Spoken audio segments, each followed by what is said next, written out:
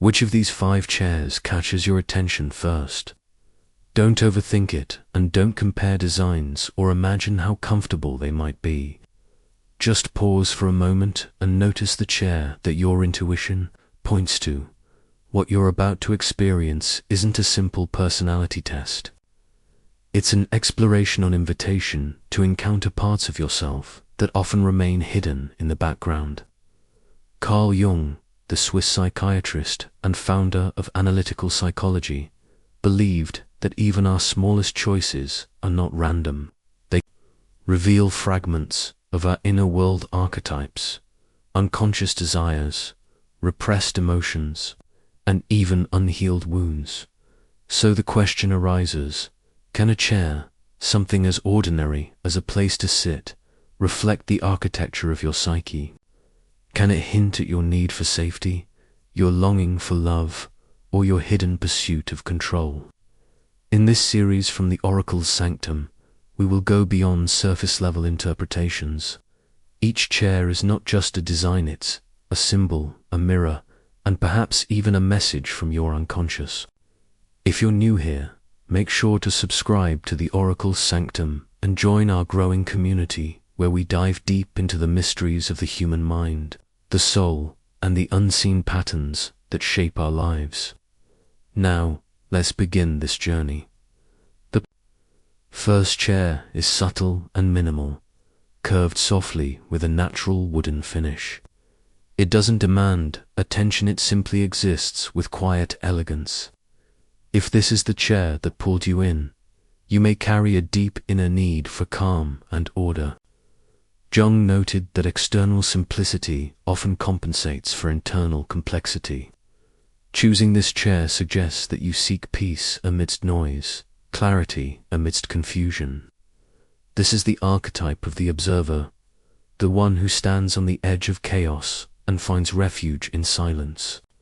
For many, this preference grows out of a past where stillness became a form of survival, a way to protect oneself from emotional storms.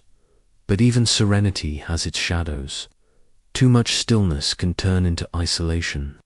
The need for quiet can build walls around the heart. This choice may reveal not only a longing for peace, but also a quiet wish to be understood without having to constantly explain yourself. Observers are often introspective, highly sensitive to emotional shifts, and capable of noticing truths hidden in the small details. Yet their depth can become distance. If this chair spoke to you, perhaps your life's challenge is learning how to step out of solitude, to balance your need for quiet with the courage to connect. Now let's shift to the second chair, sturdy, symmetrical, and classically built. This is the chair of the guardian, those who find peace in structure, clarity, and reliability. If this chair drew your eye, you may have an inner commitment to tradition and order. Jung described this as the archetype of the protector, someone who trusts in principles and frameworks to create meaning in life. For many, this pattern is rooted in childhood. Perhaps stability was cherished and deeply valued, or perhaps it was absent, leaving a longing for safety that now expresses itself through structure. The guardian brings steadiness when the world feels uncertain. They become the builders of traditions, the keepers of values, the protectors of what matters. But there is also a warning here. When structure becomes armor, it can block the flow of spontaneity, joy, and surprise. This chair asks you a question: does your need for order nurture your soul, or does it restrict it? Is your structure a foundation, or is it a cage? If you chose the guardian's chair, your journey may be about finding balance, embracing order without letting it harden into rigidity. This concludes the first part of our journey. In the next part, we'll explore 2 very different chairs, symbols of authority and expression, the king and the child. So stay tuned, and don't forget to subscribe to the Oracle's Sanctum for the next chapter of this exploration From quiet reflection and the safety of structure, we now move into a different energy, one rooted in authority, recognition, and expression. The next chair is not about hiding in silence or finding comfort in tradition. It is about stepping into presence and claiming a space of importance. Imagine a large, padded leather armchair, luxurious, dignified, and impossible to ignore. If this was the chair that caught your eye, then perhaps what you were seeking goes beyond comfort. This choice often reveals a longing for recognition, autonomy, and a place where your value is acknowledged. Jung would call this the archetype of the king, or the inner father. It symbolizes leadership, control, and the desire to feel whole and respected. But beneath that power often lies a hidden wound. Maybe you were overlooked in the past, unseen or unheard, and now strength and success feel like the path to visibility. The king archetype carries vision, order, and the ability to guide others. Yet it also carries the heavy weight of responsibility. Many who resonate with this chair find themselves always playing the role of the provider, the strong one, the pillar others lean on. But this choice may also whisper of exhaustion, of a hidden wish to finally put down the crown and be cared for, not for what you do, but for who you are. True growth for the king often comes not from holding tighter to control, but from learning to soften, to trust, and to let others love them beyond their role. And now we turn to a completely different kind of energy. A chair bursting with color, playful in design, bold in personality. It does not blend in with its surroundings, demands attention, and fills the space with vibrancy. If this is the chair that spoke to you, your soul may be craving expression, freedom, and emotional truth. This is the archetype of the child or the artist, the dreamer who believes life should be more than routines and repetitions. Those who are drawn to this chair often carry a story of muted creativity, a past where self-expression was restricted in favor of conformity. Today, that silenced child within may be asking to be heard, to be celebrated, to be allowed to play again. Yet there is another layer to this choice. Sometimes boldness and color become a mask. Sometimes we use brightness to hide the pain we carry inside. Choosing this chair may be a call not only to express yourself, but to reconnect with the pure joy and innocence that adult responsibilities have buried. People who resonate with the child archetype often feel life deeply, seeing the world through a lens of imagination and wonder. That sensitivity, however, can also leave them feeling out of place in a society that prizes logic over creativity. If this was your choice, it may not just mean you want to be seen, it may mean you long to live fully, unapologetically, and from the heart. This brings us to the close of the second part of our journey. So far, you've met the observer, the guardian, the king, and the child. Each chair reveals a different layer of the human soul, a hidden story waiting to be acknowledged. In our final part, we will step into the realm of resilience, strength, and the quiet battles within the path of the warrior. Stay with us, and don't forget to subscribe to the Oracle's Sanctum so you don't miss the conclusion of this exploration. Now we arrive at the final chair, one that speaks not of softness, but of strength. This chair is built from raw materials, a blend of metal and wood. It does not cradle you in comfort.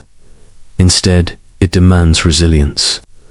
If this was the chair that called to you, then perhaps your life has been shaped by challenge and endurance. This is the chair of the warrior. Those who choose it are often fiercely protective of their inner life, valuing independence and self-reliance above all else. Jung would have associated this choice with the archetype of the warrior or the hermit, someone who has faced adversity and emerged hardened but capable.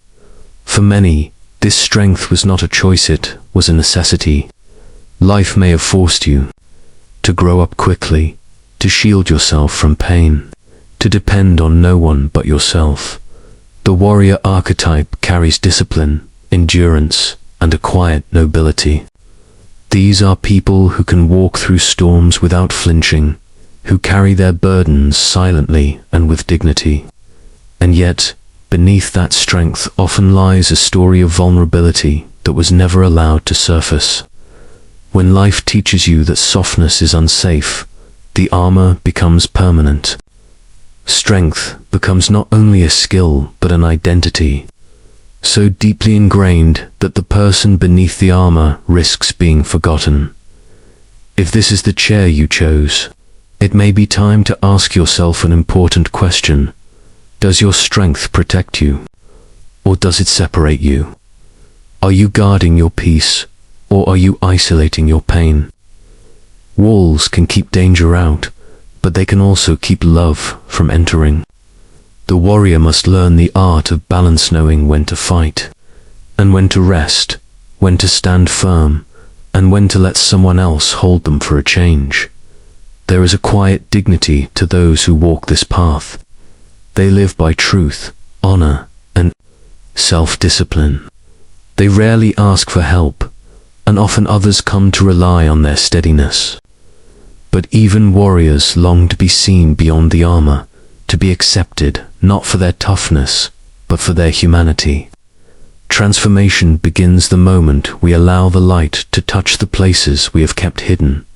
So, if this was your choice, perhaps your journey now is not about becoming stronger, but about learning when it is safe to lay your strength down, to allow vulnerability to exist without fear, to remember that courage is not only found in fighting, but also in allowing yourself to be loved. And now we step back and look at all 5 chairs together. Each one is more than just a seat, is a symbol, a story, a reflection of something alive within you. The observer seeks peace amidst inner complexity. The guardian finds safety in tradition and order. The king longs for recognition and dignity, but must also learn to rest. The child cries out for expression, color, and freedom, and the warrior stands strong, carrying resilience born from trials, yet secretly longing for softness. Carl Jung taught that symbols are the language of the unconscious. When we pay attention to them, when we listen deeply, transformation begins. Your choice today was not random, it was a whisper from your deeper self, pointing to something your soul wants you to notice. So, which chair was yours, and why do you think it called to you? Share your reflections in the comments, because often, the stories we tell about ourselves help others see their own lives more clearly. And remember, this is not the end of the journey. It is an invitation to go deeper, to meet the hidden parts of yourself with honesty and compassion. Whether you chose stillness, structure, authority, creativity, or resilience, each path is sacred, and each one reveals a truth about who you are and who you are becoming. Thank you for joining this exploration with the Oracle's Sanctum. If something in this journey spoke to you, don't keep it to yourself. Share it with someone who may need to hear it. And if you'd like to walk further on this path with us, make sure you subscribe to the Oracle's Sanctum for more in-depth content on psychology, spirituality, and the mysteries of the human soul. Until next time, remember this: what you choose tells a story. And the more you understand that story, the more deeply and fully you can live it.